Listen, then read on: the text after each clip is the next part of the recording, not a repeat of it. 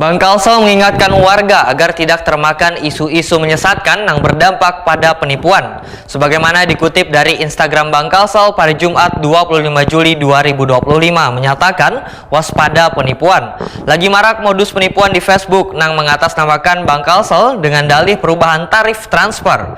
Bang Kalsel pun menghimbau nasabah jangan mudah percaya dengan kabar ini. Wan selalu memeriksa kebenaran informasinya hanya lewat akun resmi Bang Kalsel. Bang Kalsel mengingatkan warga agar kada termakan isu-isu menyesatkan yang berdampak pada penipuan. Sebagaimana dikutip dari Instagram Bang Kalsel, Jumat 25 Juli 2025 menyatakan waspada penipuan. Lagi marak modus penipuan di Facebook yang mengatasnamakan Bang Kalsel dengan dalih perubahan tarif transfer. Bang Kalsel pun menghimbau nasabah jangan mudah percaya dengan kabar ini. Wan selalu memeriksa kebenaran informasinya hanya lewat akun resmi Bang Kalsel.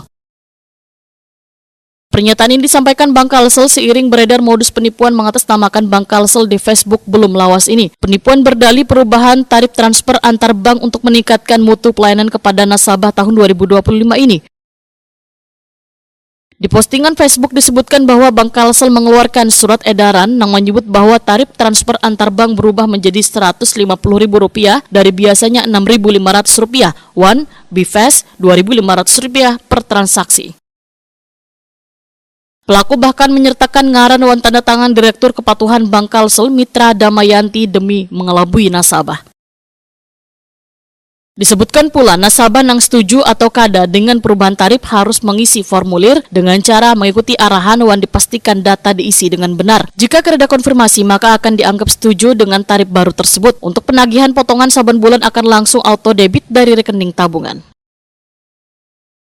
Bang Kalsel dengan tegas membantah kabar tersebut dengan menyebut bahwa ini adalah penipuan wan isi surat tersebut palsu.